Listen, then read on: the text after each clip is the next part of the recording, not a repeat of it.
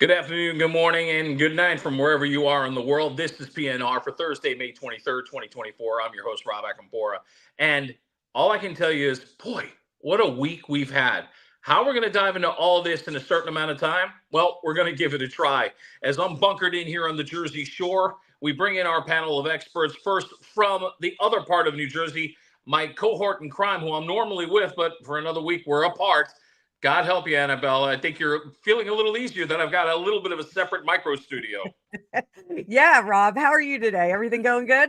Everything's going good. We've got a lot to get into. Coming in from the West Coast, somewhere along the Pacific Standard Time, is our man, Thor Sandalwood. Thor, I'm going to throw to you in just a second, so stand by. And Absolutely. then we go across the pond to our very favorite man, Rick Paul, who is looking dapper and dasher than ever. And I really have to step up my clothing game. There's no question about it. Ladies and gentlemen, are we ready for what has been one heck of a week? Absolutely. It has been a heck of a week. To possibly explain this, Thor, it's the full moon today. How does the full moon play into possibly some of the chaos that has been going on? You know, the full moon is always an important karmic event. And I have a chart here. I can show everyone where the full moon is happening. Let me pull that up for everybody. Here's a chart of, and we'll be talking about this in a moment. This was the crash, the helicopter crash that happened earlier last week. But let me go ahead and tell you about the full moon. So the full moon in Vedic astrology, it's going to be in the 8th house of Scorpio. Now, I know a lot of our viewers, they're probably familiar with Western tropical astrology. The full moon is going to be in Sagittarius in Western tropical astrology, okay? But I can focus on both of these themes for a moment, okay? So Scorpio, first of all, this represents explosive events, the need for deep healing. So we're just coming off a week where there's been, and we're going to be talking about this on our show today. We're going to be talking about the ICC possible warrants that are going to be released. We're talking about the Iran helicopter crash. It's like all these events are leading to more, because the energy of the Scorpios, the 8th house, is leading to more explosive events. Also, this is a time of extreme secrecy. So I want you to know that the intelligence services, a lot of what we may be getting may not be the actual truth of what's going on. There's a lot of illusion spun in there. I'm shocked. The sign of Sagittarius, which is the Western tropical zodiac, that's going to be relevant in, and this can represent things like religious extremism. So I do want to point out that there could be a focal point coming up this week. Full moons are always important times of karmic unfoldment. So with new moons and full moons, they always represent points of karma, essentially. Thor, throw in one more thing, that something you've been saying in past episodes as we talk about the eclipse that has happened and how everything in the world is sort of in this, I'll say, shaky phase because of it. So you take an eclipse that we're going through this phase of it, plus the full moon. When these two characters come together, does that play into a lot of the chaotic state that we're going through? Absolutely. So the eclipse is like a more powerful, if you think about it, a full moon or a new moon, the eclipse is like an amplified full moon. And so the eclipse energies, like when we're thinking about the one that happened on April 8th, that's affecting essentially the next 90 days. So we're still in that window of time. And then the full moon is just like another trigger and another trigger. So we keep adding more energy to the mix. And there's another transit that I'm going to talk about in a few minutes of what I feel is happening with this helicopter crash that happened. And also we're going to be talking about the attempted assassination of the Slovak PM as well. Well, since you brought up the helicopter crash, it's a great place to start for this week. And a week that has been full of a lot of things. We start here. Iran's president declared dead after no signs of life after the helicopter crash site a few days ago, as President Raisi and 6 others were found from the fiery wreckage on Monday. So it's raising an interesting question. Was this an accident? Was this an attempted assassination? Where are we at with this? Annabelle, do we have cards laid out? Are we ready? We're going to get some cards laid out. All right. No sloppy shuffle here. There's always a sloppy shuffle. I am going to do a remote view on the mechanics as well while we're doing this. So just to give everybody kind of a brief overview, I use tarot cards to kind of trigger the psychic experience. But one of my favorite things to do is remote view, which we actually go into mechanics or physical bodies or bodies of water in the case of the submersible that exploded. I went and took a look at that. But we're going to pull some cards on it, and then I'm going to start to remote view on it. So, oh, it's colorful, that's for sure. It is a colorful crash. So I know this is not a popular opinion in terms of the tarot readers and other esoteric people that are out there. There's a lot of talk about directed energy weapons, those kinds of things.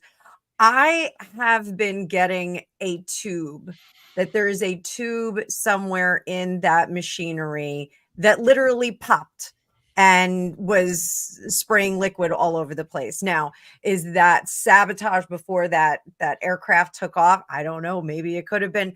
But what I am seeing is that, there was a lack of maintenance that had been done, or almost like a dry rot. It kind of felt like a dry rot in there. I don't know how old the craft was, but it just feels like there was something that just kind of popped off. It was a piece of like rubber plastic that popped off something that was metal. There was a difference in temperature, and it really just felt like it was dry rotted. So I do think that there was an event, and maybe the fog contributed to not being able to correct the mechanical event that happened. So I'm thinking that there is not a whole lot of subterfuge that went on with this. I think it was just a mistake. Unfortunately, when we get this Nine of Swords, I do think that they knew what was happening. I think they were aware of the event that, hey, we're going down. I think they were aware of that. So that's unfortunate. I mean, I know that Racy was deemed the Merchant of Death once upon a time. He got that moniker. You would like to think that everyone has a nice, easy exit from this particular incarnation, but I do think that there was a bit of alarm on the inside of that helicopter as it was going down. Curious what my colleagues think. Rick, I want to get your feeling, because obviously this happened a few days ago. Your first vibe that was coming over you when the news broke. The first vibe there is I'm this tin hat conspiracy wearing alien that's on my spaceship here watching from above. My first thought was there's been some act of sabotage, but then when I listen into you, Annabelle, feasibly, if you've got a very, very old aircraft and it's not being looked after, then there's all possibility that it could have been an accident. My sense was, as I was sat here just processing the words and the information coming across, was damage limitation. So somebody might have had the idea that they wanted to take this guy out. I don't know, for whatever reason, and now it's kind of like fell into the lap.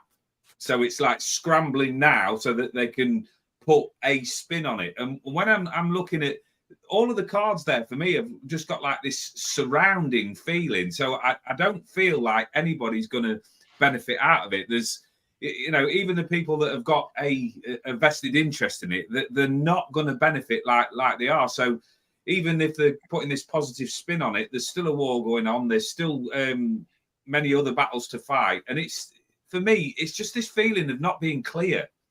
So whoever sort of says, well, he's been taken out, he's not being taken out, I'm not getting a very clear feeling with that. I'm just feeling trapped emotionally. I'm feeling stunted. So if somebody has won anything out of it and benefited from it, it's going to be a short victory, because I'm looking at and listening to your teaching, I'm looking at the inverted card there, and I'm just thinking there's going to be no cause for celebration. Nobody's going to come out of it crystal clear. And that card at the end there with the Two of Swords there, I'm just sat there in a state of stalemate and deadlock. So whatever was previously thought, that nobody's going to win anything. So it's kind of like whatever's happened, it's rubbed itself out. So we're back to neutral. So I'm just looking at this, and nobody's going to come out of it shining. So Queen of Cups there, she sat there in that emotional space. So at the end of the day, we've all discussed this off camera. Some people don't like other people for various reasons. Right. So at the end of the day, that poor person who's lost their life or whatever they are is somebody's son, somebody's offspring or something like that. So we could just do with sending some thoughts out, whatever the reason for this person's passing is. Amen to that. Thor, I'll give you the last word on this. Absolutely. My first intuitive feeling before I even pull up the chart is I do feel like there's definite motivations out there for what we would call WWIII to start. So I do feel the motivations are intense. So all we need is the right the provocative moment to set everything off. And this seems to be, it could have been a potential provocative moment. The timing of this crash seems very strange. I mean, they're probably using these helicopters all the time. They're probably doing state visits. There were 3 helicopters in this convoy. The one that happens to go down just happens to be the one with the president and the Iranian president and the foreign minister. It seems a little coincidental on the surface. I'm going to have to say that right off the bat. But let me pull up the chart. One of the things I want to point out is this chart, by the way, is from May 19th. This is the day of the crash. So remember how we talk about in astrology, we can look at charts like the day of an event to kind of get some information about the energies. And let me go ahead and draw on it for you a little bit. What you're going to notice is Mars right over here. And you notice that Rahu, they're at this was the day they conjoined. So it's spacing it in the chart, but they're pretty much right on top of each other. It's just spacing it so you can see what 2 planets are there. This Rahu planet right here, this amplifies what Mars is about. So it's like pouring gasoline on the fire. Okay. So we got the Mars energy, which is all about warfare, conflict, explosions, like all types of events like that. And then we have Rahu adding gasoline. Now I want to point out something also. It's in the 12th house of Pisces. This is where the eclipse happened on April 8th, by the way. So all this whole house right here is like on fire right now. In the 12th house can represent clandestine operations and behind the scenes intelligence operations. So I do want to point that out. It's well known. It's opposing the 6th house of conflict and warfare. Could this be an event? And I want to point this out for everybody. They talk about intelligence services, and I'm going to put on my tinfoil hat a little bit. But when someone's disliked, a lot of times, all of a sudden it's a car accident or a helicopter goes down, and it's always some person that is disliked by some sort of group or organization. And these coincidences, they seem to happen. So could there be even if could Annabelle be right? Absolutely. Could it have been a sabotage? Could there have been a faulty part to put in? Or could we, be something along those lines? You all might remember, I believe it was a year ago or 6 months to a year ago. I forget the name, Prigozhin, the leader of the Wagner group. Yes. Was going against President Putin. And he mysteriously also went down in a helicopter crash too after that. So it's just something to think about. It leaves 2 last questions in this whole thing. And defending what you wanted to say, even though we don't want to talk about and put alarm in people's minds about WWIII. But when we start talking about some other things, maybe there's something to that. And when you said that house was on fire, I personally thought Kings of Leon were about to kick into my head. But I don't think that's what that band had in mind with that song. Call me crazy, but that was the thought that came over.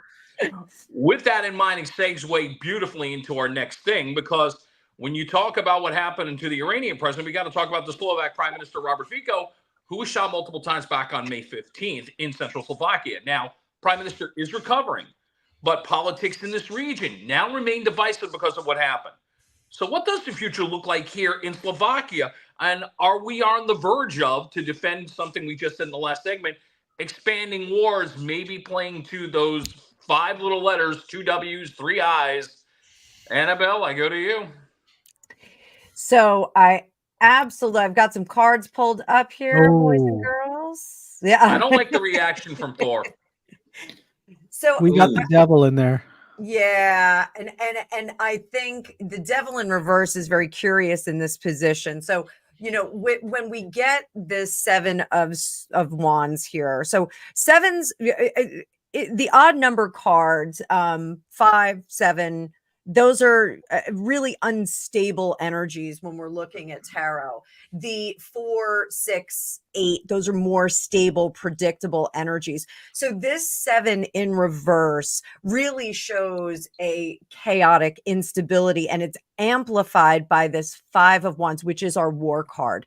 So I think the powers that be that are looking for a response to this particular incident are in conflict. I think we have a lot of people that are saying, we got to dial this up. We have to respond to this as severely as, I mean, he was shot 4 times. It really was an honest attempt. It's not like, you know, it kind of grazed by and it was a foolish attempt. They got close enough that it was a very, very close attempt. It's like the old Carlin bit. He was just suddenly cleaning the gun when it suddenly went off. Exactly. So I think that the powers that be, the individuals that are involved in this, and I think that the larger leadership of the world that's involved are all in conflict about how to proceed. There is a strong feeling of departing from the norm and to respond in a very, very aggressive fashion, whether or not the powers that be are in agreement with that. This is going to continue to be a conflict in place, and we're going to see more of a dividing line. I know in the US, we have very, very severe lines of politics right now. I think we're going to see very severe lines in Europe and how to approach this particular incident. So underneath, you know, the call for that W word is really there. I mean, Annabelle, people are really saying we got to put that forth. So I leave it, Thor. I'm going to pass it on to you. Oh, I just wanted to bring up, and I was interrupting there for a moment. Apparently, the Slovak, the PM there he was a pro-Putin supporter, so he's supporting what's happening apparently in Ukraine. So I just wanted to bring that up to the viewers so they can know that, you know, this would definitely seem like a provocative action. There's a lot of you know, when we're talking about Eastern Europe, you know, there's the idea that a lot of them were former Soviet states or part of the Soviet Union. So there's you know, and Russia still feels like they're kind of part, you know, that they're kind of like satellite states. And so that's where this whole NATO and, you know, so it's interesting that in the Slovak PM, now, if I'm looking at the astrology chart, I'm looking at the same one that I just showed you all, basically with the Iran crash, because it's close enough. The event, I believe the assassination attempt happened about a week. Was it a week before the Iran crash? Yeah, it was recent. PM, just to give the information again, the Slovak PM was on the 15th, and Iranian's president was within the last 3 days. Okay, and that actually coincides with the Mars transit, through Pisces again. You know, clandestine operations. It's in the 12th house. We have this full moon in Scorpio that we just talked about. 8th house. You know, the 8th house and the 12th house are both houses of intelligence agencies and clandestine operations. Even, for example, they can represent even things like demonic activity. And, you know, are people being influenced by unseen worlds? Are people being influenced by demonic activities trying to exploit you know, the negative feelings on this earth and you know, feed on those energies? Even we can get pretty esoteric with this stuff, but the 12th house also represents things like phantoms, demons, and ghosts, just like it represents clandestine operations. So we're getting into some murky waters with all of this. This is turning into an episode of the X-Files. Is the truth really out there? I'm telling you. Absolutely. Rick, I'm going to give you the last word on this, please. Well, I'm sat there looking at them cards, and I'm not an alarmist by any means. You know, I've not survived the job that I did by going into panic mode. But my way of working and interpreting things is to imagine throwing a tennis ball out into the universe, and it comes back with some information on it. My gut feeling when those cards got turned over was I suddenly felt sick. Ooh. I just felt this element of distress in the pit of my stomach of people not knowing which way to turn. There's a real sense in my mind of divide and conquer with this, with these readings here. And I've only just over the last few months since I met Annabelle started looking into reversals more, because I don't tend to work with reversals because it doesn't come up sort of topic specific. But when I'm looking at those, I'm sat there thinking, I've just got this image in my mind at the moment of two big dogs out in the backyard, see who can pee up highest up the fence. So it's like jostling for power. And when Thor was talking, I just got this thing going through my mind that it's kind of like who's recruiting, you know, and I don't think there's any set sides at the moment. I think there's such a divide there. It's who puts the most compelling case. At the end of it, and this is where my sort of feeling of it is, there's going to be massive bloodshed over it in some way or another, whatever you believe in, whatever side of the fence that you're sat, and humankind as a whole is not going to benefit. But whether we're talking the letters and the numbers that we were talking about earlier on, I'm not entirely sure. But when I get to that deadlock again, I'm feeling really, really trapped and kept in this confined space, and it's humanity is going to take some time to recover from this, whatever happens. And that sword, the Ace of Swords card, for me, the way that I interpret it when it comes out, is ultimately triumph over adversity. But because it's in reverse there, I'm thinking, no, I'm not seeing any clear end to anything. And when we're talking about how long that this could potentially go on, I'm feeling here like 2-3 years, and a tremendous humanitarian loss. So I'm not trying to put any frighteners on anybody. This is purely based on my reaction and my feelings when I sat there with it. And it's unpleasant. I'm going to be honest with that one. It's unpleasant. Well, to try to go on a more positive note here, Annabelle, you made a comment before we get to the next topic about the odds and the even numbers in tarot, which I wasn't familiar with. But to give an interesting comparable, in the world of craps, if you were to throw craps at like in a casino, when you throw a 3, that's called craps. That's an odd number. You throw 7 most times, you're going to lose with 7. That's a losing number if you're not getting the point. So in comparison to the world of craps, odd numbers come out less frequently and more times losing than even numbers. Thought that was an interesting fact. And that is, Rob. And, one of the things with Rick getting into reversals in tarot, I have certain decks that I don't read reversals at all just because they're beautiful. And intuitively, after 35 years, I know what direction the card's going. But when I teach tarot, I teach my students that every card actually has 6 different meanings.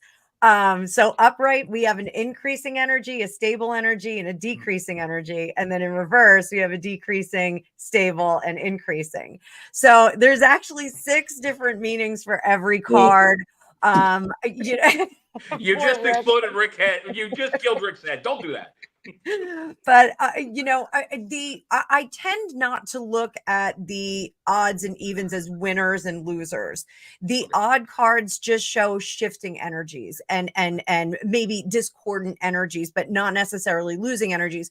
When I do teach the numbered cards, the pips, we call them, or the minor arcana, I teach them like we're building houses. Okay. And so, when you get a 4, you're putting the ground level on. When you get a 6, you're putting the second level on. 8, you're putting the roof on.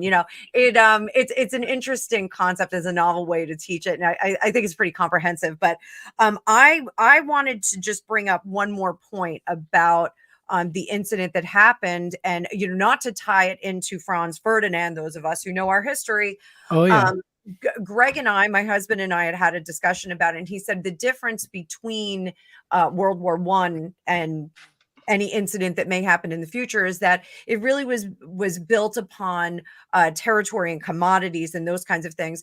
So, we had a pretty involved conversation about how commodity has now become ego somewhat with the information superhighway that we're all on. Right. So I think it's going to be very interesting to see what happens. I don't have a good feeling about Europe. Last year we were going to start planning a trip to Oktoberfest.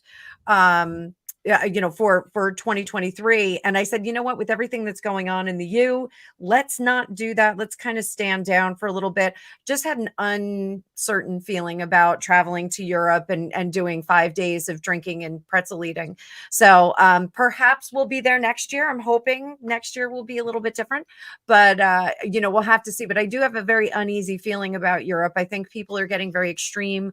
I think they are getting very deep in their opinions rather than in their progressive treatment of the states. So that's just my opinion.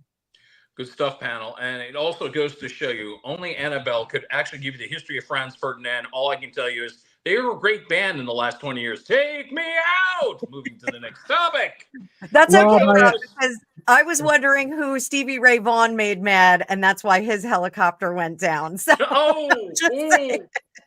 Rob, I just wanted to add that I just keep having this vision of you at the craps table, blowing on the dice and saying that you need a new pair of shoes.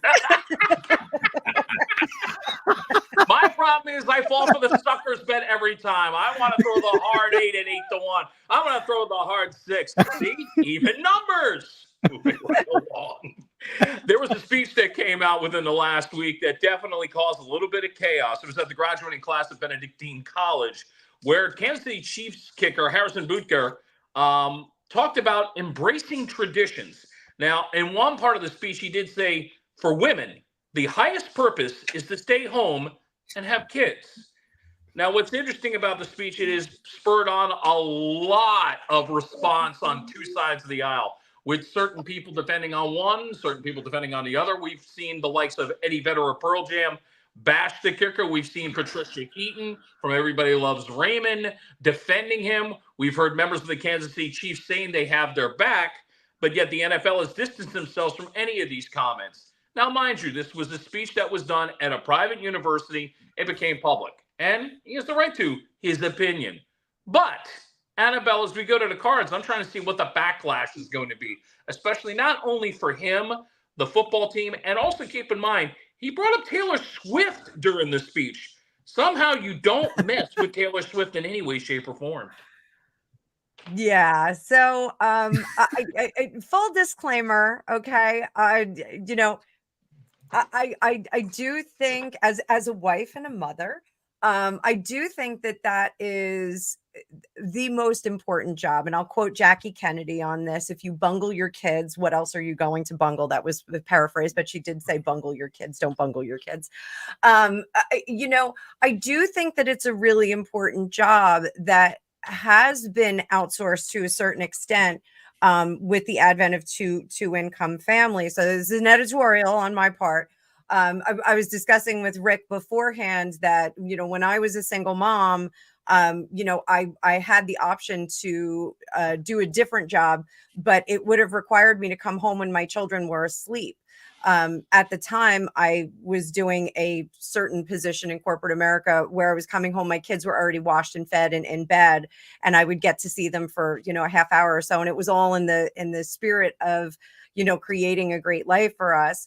Given the choice, if I were given the choice to stay home and just raise my children, I would choose that. So I am trad wife leaning, with still the option to have an internet psychic business or what have you. If you allow me to interrupt for a second, as somebody who's known you for 30 years, it's semi-surprising because I know you are somebody who is motivated to do what you do in this world. And you are somebody who's a very creative person. So you still say, I can be creative, but I'm still going to do family, kids. That's going to come first, everything else second. And if I can balance both, fantastic.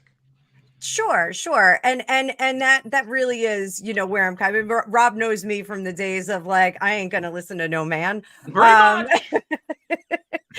But, I do think, as you get older, that, your priorities do change. And with that comes the responsibility of, men that are, going to take on that role of being the primary breadwinner, et cetera, et cetera. So, and to be sure, like it goes either way. If you want to be a progressive husband and stay home and let your wife go to work and make all the money, that's totally fine. But I think somebody needs to be at the helm and raising kids. Otherwise, we're outsourcing our parenting, and then you don't know what you're going to get at the end of it all. So, editorial there. Sorry, guys. So let's bring up the card. So what I'm asking is, how is this going to affect Harrison?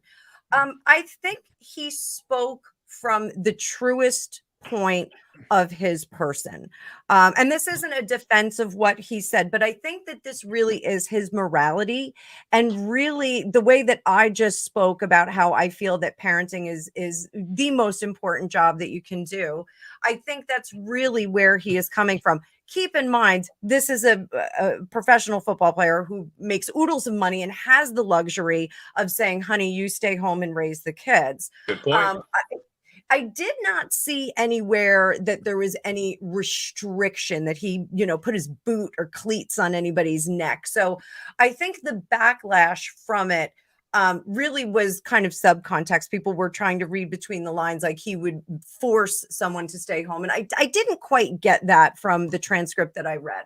Right. I do think that this is going to affect him professionally, though. I think in terms of, marketability, he's not a middle of the road guy anymore. He picked a side. Who was the football player who would kneel before the games? That was Colin Kaepernick. Yep. No, the other one, the one who would pray. Oh, yeah. Oh. You're talking about Tim Tebow, who wound up playing for the Denver Broncos. Right. I think, this is going to be like a Tim Tebow moment. I think people are going to be averse to this because they just don't want that kind of religion out on the professional field. I just think he's gonna take some heat from it. And I think the higher ups are gonna say, you know what, let's kind of put him on ice and keep him quiet for a little bit. I don't think he's going to stay quiet about it. I think this is going to be his Kirk Cameron moment. So those of you that don't know who Kirk Cameron is, he was an actor back in the, well, he's still an actor. He didn't stop, but he's very, very religious. I would even say fundamentally religious, and he's a pastor, I believe, in his church. And I think he would hate what I was doing with tarot cards. Just put it that way. I do think that this is going to be a little bit, he's going to be kind of pushed into that corner, Harrison. I think really that's where he's going to be. I think he will quiet his voice on it somewhat, but his religious culture, his church, his people that are involved in that are going to rally around him. He's not going to be on his own. There may be a response statement to this. And I think that his church will back him up and say, yes, we do fully support him. But I think from now on, he may be keeping his opinions to himself because there's going to be some icing down of him professionally. So that's kind of what I see. And an interesting comparable with Kirk Cameron, because Kurt wound up going on his own. And what a lot of people don't realize, that in faith-based movies, he's got two of the biggest grossing faith-based films in the history of film, which has become a little more mainstream. And this shows you sometimes how things can merge together. Cameron and a couple of others all of a sudden are getting their movies picked up by major corporations because now they see there's money out there. There's money to be made. So as Kirk Cameron stands his principle, he's also profiting from it. So just to get that out into the open. There's a need for everybody. Yeah, absolutely. There's always going to be something for everybody in this world. And I think that's the interesting part of this topic, where, because I sit there and go, my opinion, he has the right to say it. That's why we have the First Amendment and freedom of speech. But in this country, too, with the right to an opinion. And your opinion and his opinion and somebody else's opinion may differ on so many different levels. But we used to have a time where we could discuss this. Well, here, right here, we can, which is the other beautiful part of it. Thor, I go to you. Now, I don't have an astrology chart for this particular event or the person that said this, but I do have an opinion. So, was this at I noticed that the podium said Benedictine College. Was it a Thor, that is religious? exactly right. private? That is it is in the Midwest, Benedictine College. Yes. It does seem like it's a religious, or at least it's probably founded on some sort of religious principles. It makes sense. Yes, it is. Absolutely. No, I'm not defending what he said. I feel like it definitely is tone deaf. I mean, we're not we're not going to party like it's 1666 anymore, but 1699 would have been more appropriate. But I do feel like, I mean, if you consider the context, he's speaking at a Benedictine college, and these places tend to be very conservative. Look, I'm not going to come out as some big supporter. I mean, this is the same group that would have probably had us all, considered witches back in the Middle Ages. So what? Maybe even now. maybe even now.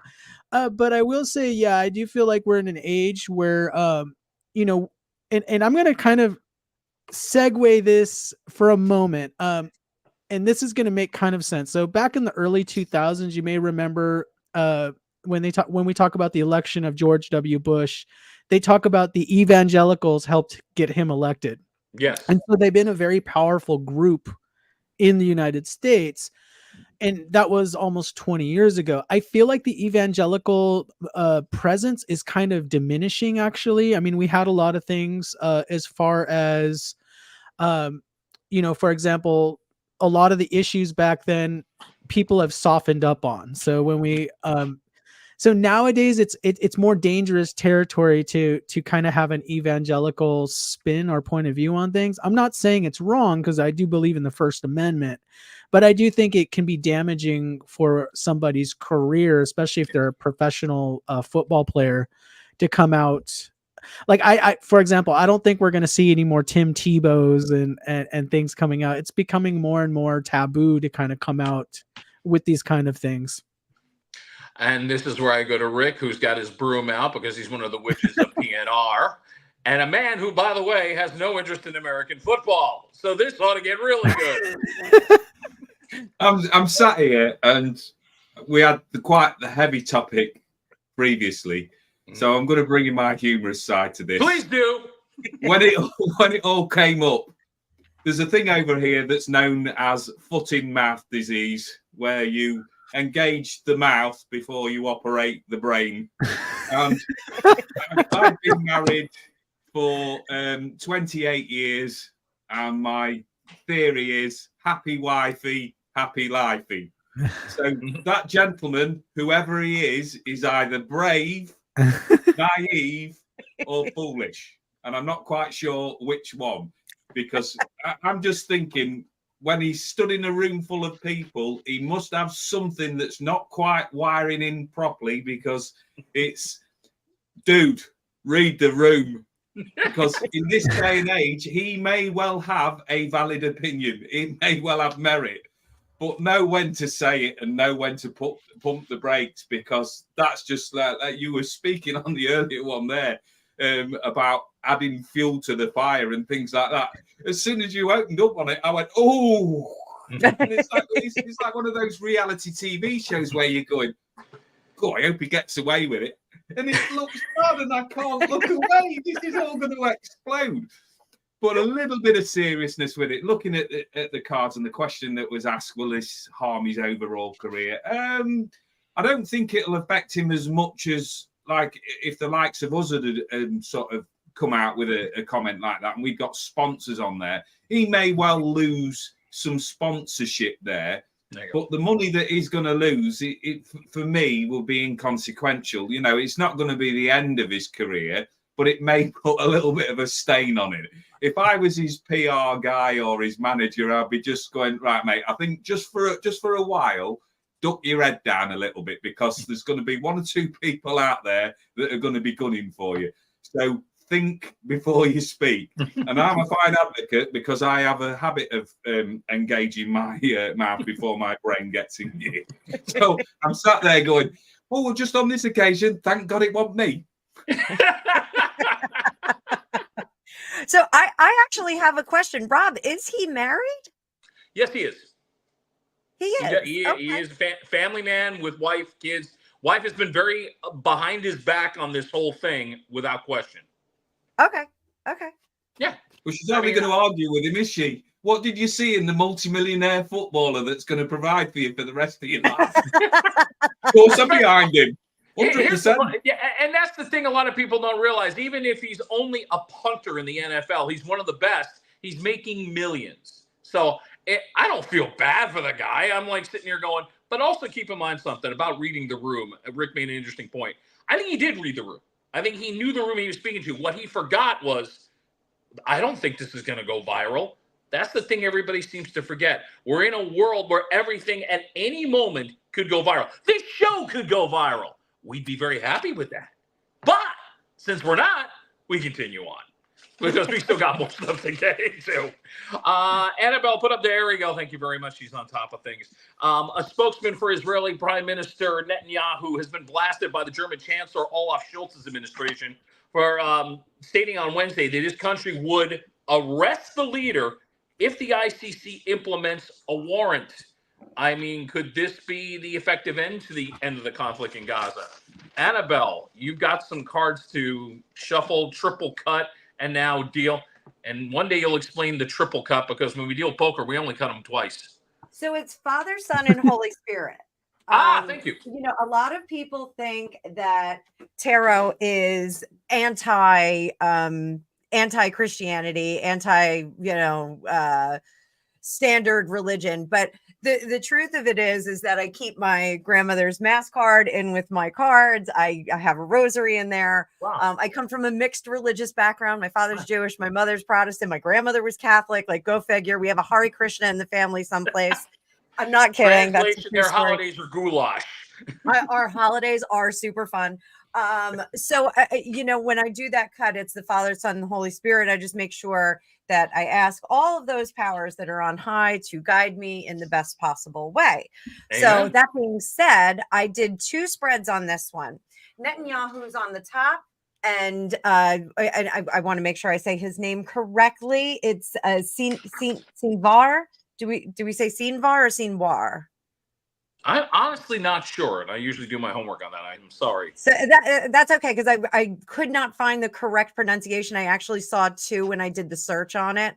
So we'll just say Sinwar and use the American accent manner. So what's happening is the ICC is seeking warrants for both of them for WAR crimes. And I think that this is an effort to cease the escalation of events there. Obviously that's what it's for. Will they be successful in issuing a warrant and also executing that warrant? So here, if we're looking at Netanyahu, they're in disagreement about the fundamentals. So the individuals that are involved here are in disagreement about the fundamentals of whether this is a WAR crime or not. So, obviously Netanyahu feels that he is in the right. He is protecting his nation. He feels that these are the things that he needs to do to protect his people. There is some anxiety about it because of the amount of pressure that is out there. And that's one of the things that I feel, before it rains, when you get that barometric pressure starts to come down on you, Netanyahu is actually feeling that right now. He's feeling the pressure. There are advisors that are telling him to cooperate. It's almost like turn yourself in, go down to the police station and turn yourself in. I think we're going to have some negotiating that goes on behind the scenes about this. I'm not going if he doesn't go. We can meet in the police station and, the proverbial police station, take us to separate corners and process us both at the same time. But I'm not going until he goes. So is this in the best mind? No, not necessarily. Is there a better outcome for Netanyahu? I do think that he's going to get into a more conversational negotiation with the ICC. I think he is going to make an effort to not have this be a huge drama where they go and pick him up and arrest him. Now, Sinwar is a little bit different. The fundamentals, the dictates of Hamas He is really digging deep on that. He does not want to hear any other opinions, and therefore any arrest warrant is going to be in direct opposition to his goals and his way of thinking. So we are going to see that. However, he will meet with them and have a conversation, but it's not going to go anywhere. I think Netanyahu is more of a diplomat in this sense. He's going to maintain and fight back and have a discussion, but he is not exactly cooperative.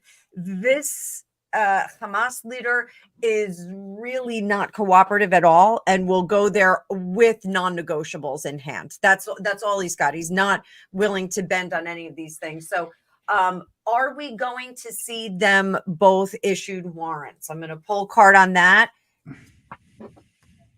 Tower in reverse and the Queen of Pentacles in reverse. So we'll put these off to the side so we can just see them a little bit better. I think we are going to see warrants for both of them. I think both are going to come out. I think, unfortunately, I think Netanyahu is going to keep opening his mouth a little bit too much. I think he is going to escalate some of the negotiating that he is going to do with the ICC.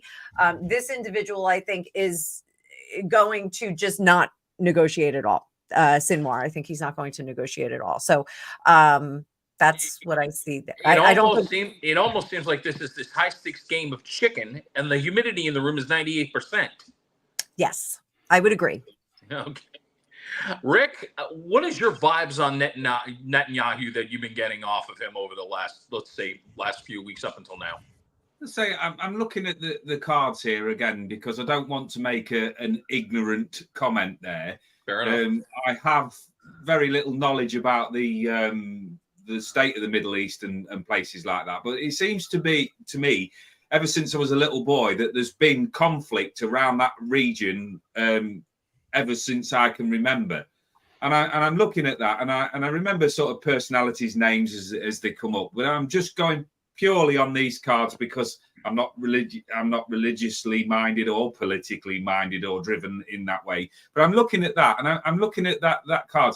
And the first one on the top line there, I'm just thinking that butting heads keeps coming to mind, that I'm not working in conjunction with anybody. I'll hear you, but will I actually listen? And where I've got the sorrow and despair there, that is sort of saying to me, well, I'm going to keep my own counsel. I'm going to keep my own mind. You may well have a point, but I'm not going to show any weaknesses. And in regards to the negotiations, I'm just not feeling that flexibility.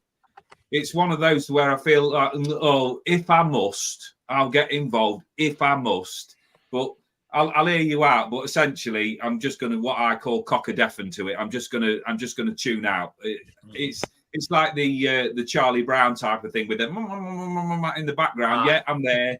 I'm playing it all out, but it's going to be my way at the end. The second line of cards, I'm just going right.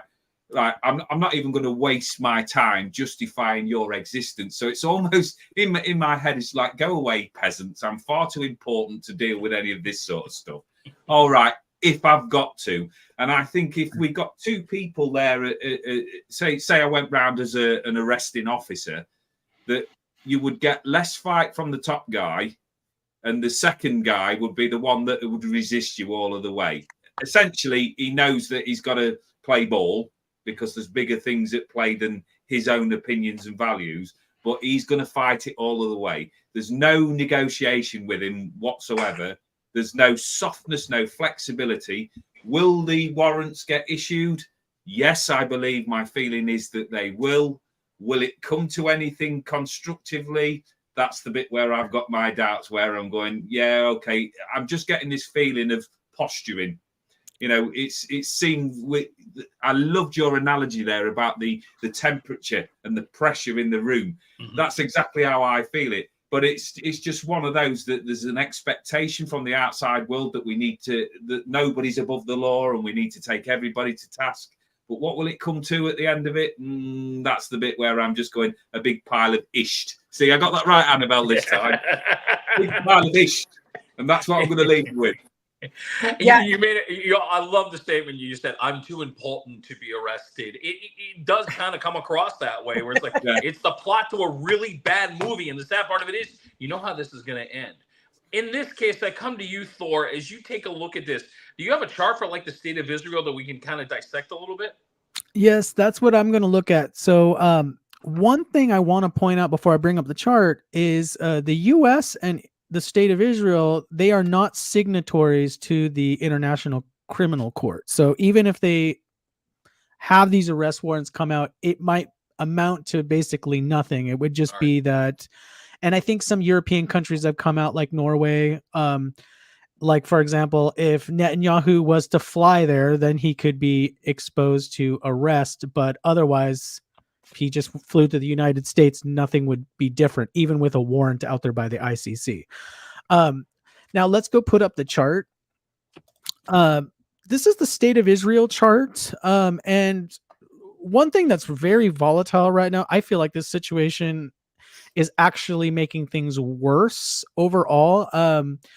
You got to imagine it from Netanyahu's point of view. Right before the ICC prosecutor came out with all of this, seeking the warrants, some of his cabinet ministers in the war cabinet were already coming out with statements saying that maybe we need to tone this down. Maybe we need to have another plan for Gaza.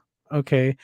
So some of them have already been starting to distance. There's been a lot of protests happening in Israel where they want him to resign because of the individuals being held captive right now. So he's under a lot of pressure. Now there's the ICC arrest warrants. Now, will it physically do anything to him? No, but politically, it's a big deal.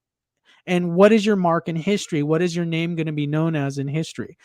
So in the Israeli chart, remember we talked about Mars. So everything that is happening, and so Mars is in the 6th house of Pisces. We have Rahu in the 6th house of Pisces right now. And then we have, remember, those catalytic events that are happening. We just had the May 18th. I related that to the Iranian helicopter crash. That is important. And then we have May 26th, which is another important date that's coming up in just 3 days now, where Mars is going to be crossing what's known as the eclipse degree. And it's like an imaginary degree where the eclipse happened on April 8th. You'll notice all of this is happening in the 6th house. 6th house represents warfare. It represents disgrace. It represents conflict. If anything, I see this all as an escalation.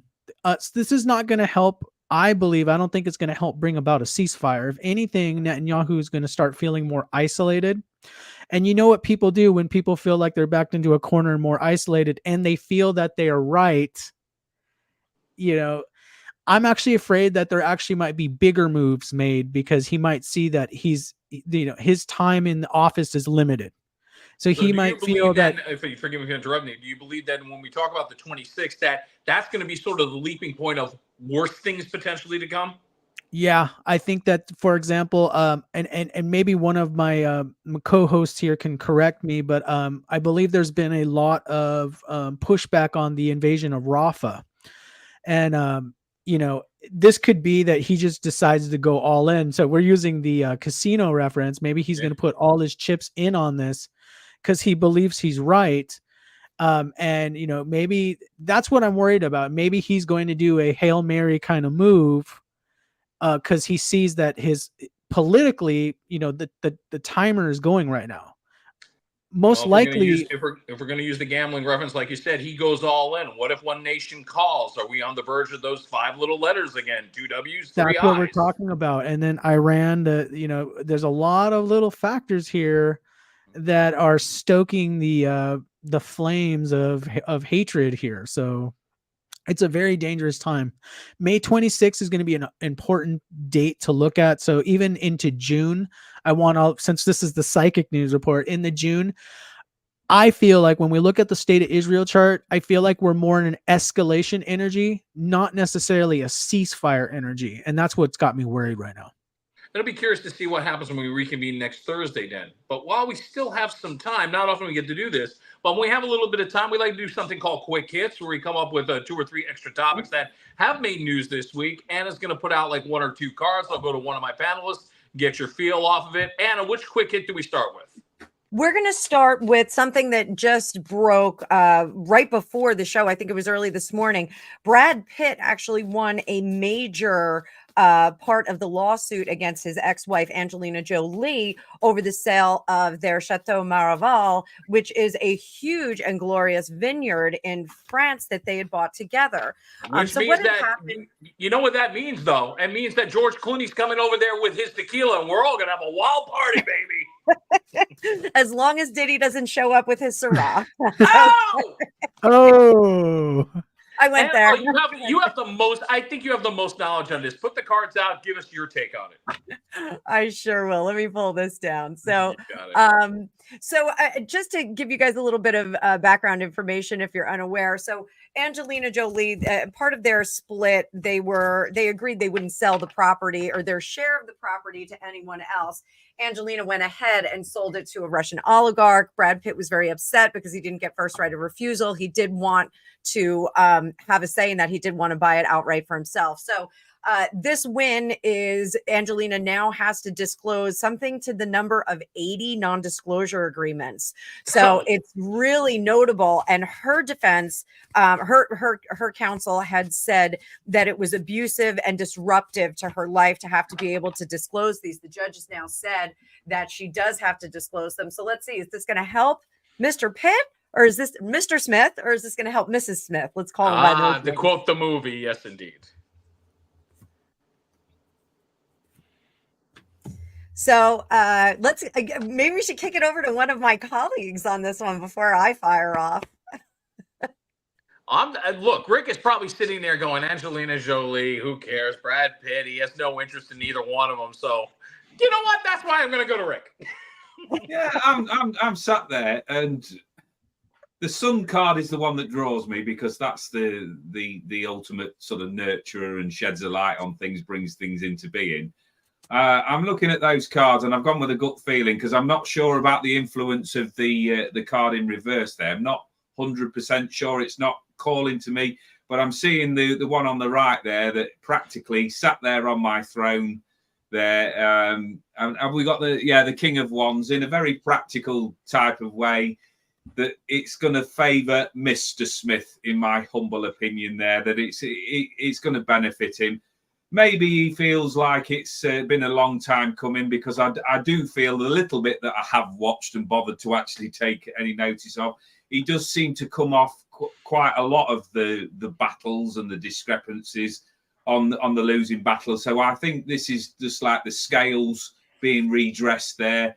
And the plus side is he'll have enough money to either go on a good piss up or drown his sorrow. So either way, it's a win-win for him. There you go. What I see is the next plot to Ocean's 14, but that's just me. And to be sure, I wanted someone else to go first because I am a Brad Pitt fan. I'm also an Angelina fan. Like, I thought they were a great couple together. I was really sorry. So this is your way of kind of skitching out of the question. Nicely done. No, I'm not going to skip out. But I think with the sale to this Russian oligarch, it really did tie Brad Pitt's hands on the management and the business aspect of that vineyard, because now you have a 50% partner that you don't even know and you haven't vetted. So I think while he was emasculated and rendered impotent in the business, and I am using those references because the wands are a very sexual energy. I think this is going to disclose some of the conversations that were had during the process of this sale. And I think they're going to give back to him. I think he's going to be able to undo that sale or settle up with the oligarch. I think he's going to wind up with full ownership of Chateau Maraval. So I think that that's a good thing. I mean, Brad Pitt he is on the wagon. He's a teetotaler as a result of the divorce. But I think, you know, having this passion project that has turned into a real business for him, and also a refuge. That was one of the things they both said, was that it was a refuge. They raised their children there. So I think it's important that he stay there. I think it's going to be a really favorable situation for him. And I think he's going to come out on top, and he's going to get ownership of that vineyard. I think it's kind of sad that we've actually had a sentence that went Brad Pitt emasculated. I didn't think that was humanly possible, but it happened. It's not. It's not. Can we talk about Johnny Depp too? Annabelle, next hitter. What do we got? So the next hit, let me juggle a little bit. Oh, of course, babe. The next hit is the Department of Justice filed some anti-monopoly lawsuits against Ticketmaster and Live Nation. And Rob, you were the one who brought this to my attention. So what else do you know about this? The news broke probably around 10:30, 10:45 this morning when the Attorney General called a press conference and had announced that the government is formally charging a lawsuit against Ticketmaster / Live Nation for illegal monopoly, that they're saying they own over 80% of the business here in the United States. That now that they're owning venues, they're owning over 60% of the venues in the United States, creating an unfair business practice for anybody else to try to get into the ticket business. They're also accusing Live Nation Ticketmaster of strong-arming tactics against smaller companies, saying that they were given no other choice but to sell to them. This is going to be an interesting thing, because the other thing that's come out of this, and it's something that as a person who goes to concerts, and all of you I'm sure have gone, price gouging. Where does the gouging come from? Is it coming from Live Nation Ticketmaster? Live Nation Ticketmaster is going to kick it back and say it's the artists. This thing is far from we've only hit the tip of the iceberg with what happened today. So we've got some cards up. I'm going to go to Thor and see what Thor has to say about this, what his instincts are. You know, first I do want to mention, I feel like, you know, this is the antitrust, you know, laws. I do feel like there's a certain selective enforcement of these antitrust laws. I mean, we do have a lot of companies that are really way too big in the US. I won't mention them, but it's kind of obvious. So I do feel like these are selectively enforced when it's convenient. And we are in an election year, so remember that. So the one thing I do feel, I don't feel like, I'm looking at like the Two of Pentacles. I feel like, you know, and Ticketmaster and Live Nation might actually even make the argument of like, well, look at all these other companies that you're just picking on us, because, you know, maybe they'll look at some of the tech giants and different people and go, why aren't you going after them? You're going after us. Just why? Because we're just the concert people. I do feel like with this particular reading, there's a lot of stress associated with this.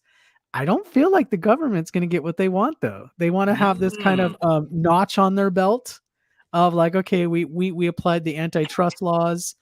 For those of you that don't know, basically the antitrust laws were created in the turn of the century, when you had the big conglomerates like the Standard Oil and these basically really big companies that were basically taking over the whole market and forming monopolies. So the idea was you needed to break up a company because it could corner the market where no, you know, to encourage competition essentially. But I feel like they're going to be walking away. So we got a couple of cards there. We got the Eight of Cups. Okay. This is kind of walking away, disappointed with the results. And I feel like this might be from the government's point of view. And then we got the Five of Swords. We got like a battle, and that's like a vicious battle. Like Ticketmaster might go, okay, let's go to court. We're going to hire the biggest law firms we know, and we're going to do some battle with you. Let's do this. And I feel like that's what I feel like they might be walking away realizing maybe they didn't have the case that they thought they had. The way they presented it this morning, Thor, was interesting because they felt very confident. That's the way they were coming across. And of course, that's what they're going to do at a press conference. They're going to basically say, we've got this, this, and this. They even brought in comparables. And Rick, if you want to chime in on this part, please do. They were talking about competition like in places like in Europe, where there are multiple ticket outlets, not just the one company. And what it was doing was creating fair pricing, and no company was being slighted. Everybody was getting a better price, and nobody was losing money. So if they were to present that part of the case from what's going on in Europe over here, is that enough? I don't know. And Rick, I would imagine you've gone to enough concerts just on that level, even if you don't go on your vibes. Just the last time you went to a concert, when you felt like you paid for the tickets, were you feeling gouged? Best way of asking. This is where again I have to bring in my sense of humor, and to my shame, I have only ever been to one concert. And I have no idea how much I paid for that because I was drunk when I booked it. Who was it? That is the truth. But when I'm looking at those cards, I'm sat there thinking that the government have took a big bite out of something that they're not going to be able to chew and get full, get that full satisfaction. And I'm just sat there, and the image that's gone through my mind, it's like, ooh, now this looks sparkly. This looks like this is going to kick off big style. So grab us a bucket of popcorn and a bottle of whatever my favourite tipple is, and I'm just going to sit back here and watch this because I'm not anti-establishment or anything like that, but I do love it when people come stampeding in and just like start throwing the weight around and then expect everybody to just go, okay, I'll do what you say. And the power behind these two people coming together as that sum total, all of the Ticketmaster and all of the rest of them coming together, I think is enough to overthrow the government in this scenario. So when you see the card of them walking away into that abandoned state and disappointment, I think that's the government. I think they're going to have the trousers pulled down, not in a literal sense, and take a spanking on this one. I already got the popcorn ready, and I got some apple pie moonshine. I plan on sitting by and enjoying the ride. I'm going to agree. I want to know what concert it was that you went to, though, Rick. The Mac lads. The Mac, not Oasis? Like, you're from the land of Oasis and Ned's Atomic Dustbin and Never been to a concert. Wow. One more reason that we need to bring PNR over to the United Kingdom so we can go catch a few shows together. Amen to that. And Annabelle, I think, what's the next one? We've got one more, and this is going to be for Rick too, because Rick brought this up to me. So the UK Prime Minister Rishi Sunak has called for a general election in July. Now, Rick felt a certain way about this, as they say down in the southern states here in the United States. He felt a certain way about it. So I'm going to throw some cards on that, and we'll kick it back to Rick again.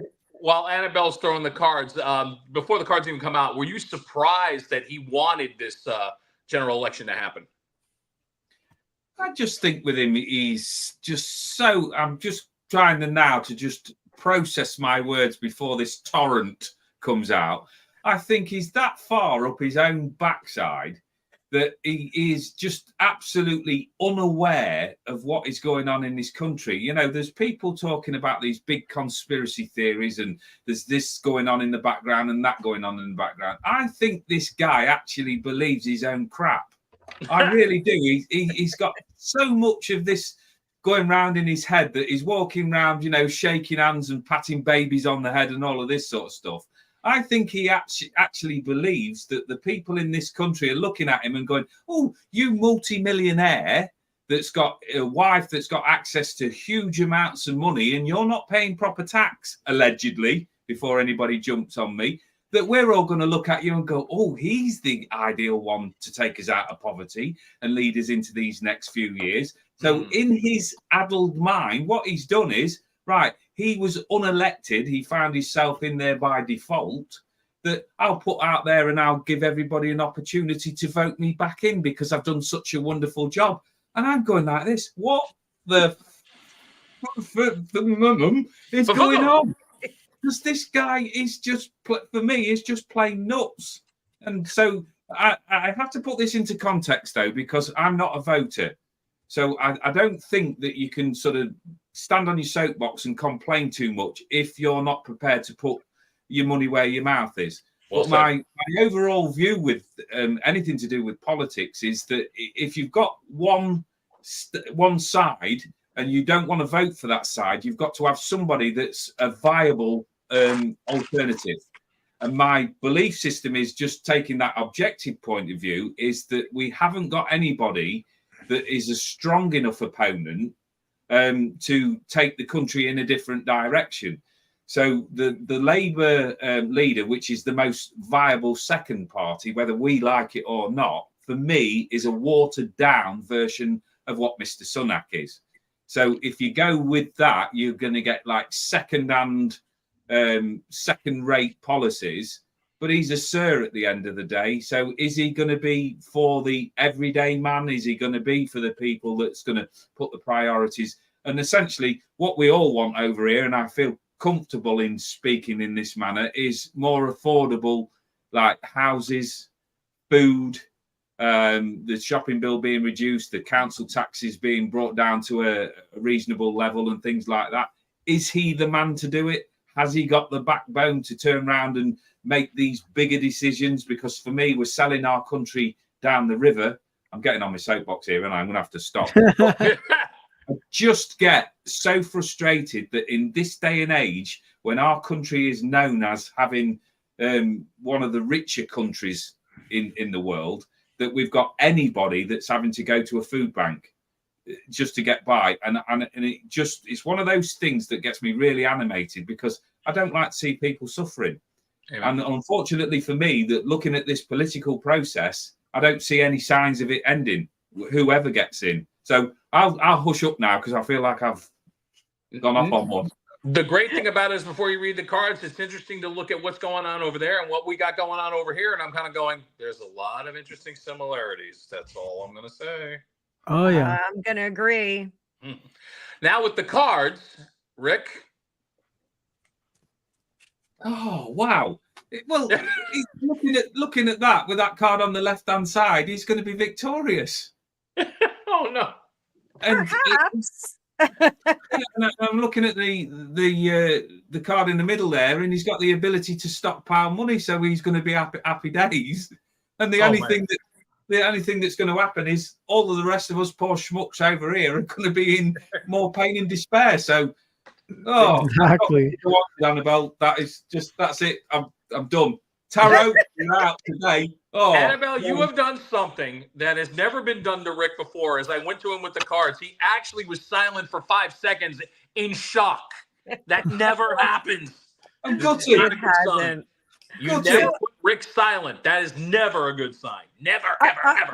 I'm going to disagree, though, because I think that there's going to be a little bit of a surprise there. I think, he's very confident going into this. And I think he's looking at it like, oh, this is going to be great. But I think people are going to have a lot to say about it. I think even if he is victorious, even if he does come out on top in terms of votes, I still think that there's going to be a lot of dissent, I shouldn't say dissent because that suggests some wildness about it, but I think there's going to be a lot of people that have things to say about it. So, I think there's going to be a lot of voices like yours, Rick, let's kind of get the show on the road. And are you going to do it? Because you haven't done it so far. So it's just my opinion. Thor, what's your opinion on Rishi Sunak's general election? I don't have the slide for the show right now, but I do have a rectified birth chart for him, for Rishi Sunak. And I feel like he's going to still win this coming summers when they're having the election, right? Do we know when the date is? Is it in someone said July 4th, possibly. Curiously. Okay. So one of the things I want to point out is I do feel like he's tremendously unpopular. I mean, the country is, most of the Western world right now is in a very difficult spot. I mean, the inflation, cost of living, and I think he's even more wealthy. Him and his wife, aren't they more wealthy than even the King Charles? I think they have an exorbitant amount of. They're definitely not seen. This is what I feel like. The big money is supporting Rishi Sunak, and I feel like they're going to force him in, whether people like it or not. But I'm getting this idea of like the everyday common people are not going to be happy with this. It's going to be kind of forced on everybody, even though people see their standard of living is going down, things are getting worse. I think they're even escalating things. And maybe Rick has something to say. I think Rishi Sunak's even made some statements about, is there a possibility that they could send soldiers into Ukraine, UK? So there's definitely this sense of like Rishi Sunak is being protected by the establishment. Just like we saw in France, Macron was very disliked. You had the yellow vest movement, but they're still not able to get Macron out of office. It's almost like they get the powers that back them, and they just stay stuck. Well, as we get ready to wrap up this whole thing, as the host, I'm going to take the last word on all of this. As we talk about what Thor just said, let's recap. An unpopular candidate who happens to have a lot of money is suddenly elected and feels like he's been forced down the throats of voters. Now, you tell me what that sounds like. Ponder that one until next week. My thanks to the panel who've done a great job as always. Annabelle, Rick Paul, and Thor Sandalwood. We'll reconvene next week, 1 p.m. Eastern, 10 p.m. Pacific, 6 o'clock in London time. Please subscribe to our YouTube channel and be a part of the conversation as well. You can chime in anytime. Little vignettes will be popping up during the week as stories break. Annabelle will be leading the charge on that. And with that being said, we are out of time. So guys, see you all next week. Same bad time, same bad channel. That's Thanks, what I like Rob. to hear. Take With care. that in mind, we'll see you in the future.